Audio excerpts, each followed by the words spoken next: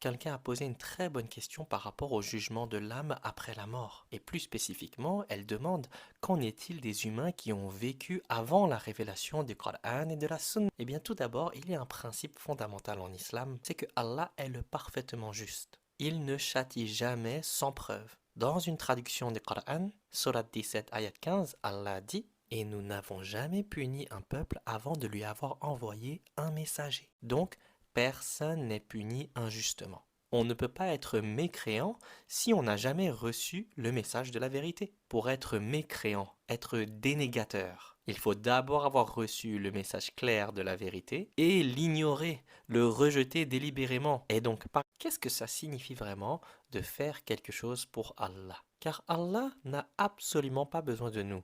C'est nous qui avons besoin de lui. Donc en fait, lorsqu'on fait quelque chose pour Allah, eh bien on est récompensé. C'est un bienfait pour nous de faire quelque chose pour Allah. Allah est celui qui se suffit par lui-même. Il subsiste par lui-même. Il n'a pas besoin de la création. Il n'a absolument pas besoin de nous. Qu'on soit tous musulmans ou tous mécréants, ça ne change rien du tout pour Allah. Mais pour nous, pour notre propre âme, ça change tout. Et donc, la création tout entière a besoin du Créateur. Mais le Créateur n'a pas besoin de la création.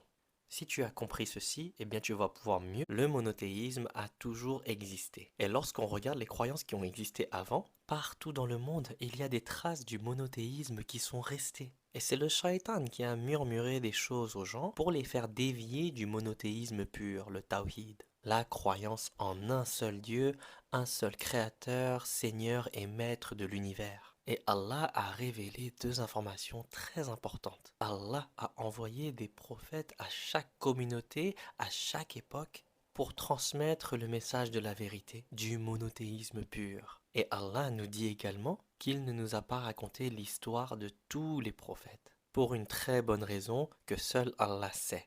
Par son savoir et sa sagesse absolue. Est-ce que ça t'arrive d'avoir des pensées chaotiques durant ta prière? Sache que c'est quelque chose qui arrive à quasiment tous les musulmans. Tu n'es pas un cas isolé, ne t'en fais pas. C'est justement parce que tu fais l'effort de prier, tu veux obéir à Allah et te rapprocher d'Allah que ces pensées-là arrivent. Ces pensées-là, ce ne sont pas les tiennes, c'est des murmures du shaitan. Et c'est parce que tu as la foi que tu as des waswas. Parce que shaitan, il veut voler ta foi. Ta foi, c'est ce qu'il y a de plus précieux. Si tu n'avais pas la foi, eh bien shaitan, il n'aurait pas besoin de te murmurer des choses. Mais c'est parce que tu veux obéir à Allah, parce que tu veux te rapprocher d'Allah que shaitan va commencer à t'attaquer. Mais est-ce qu'il faut en avoir peur?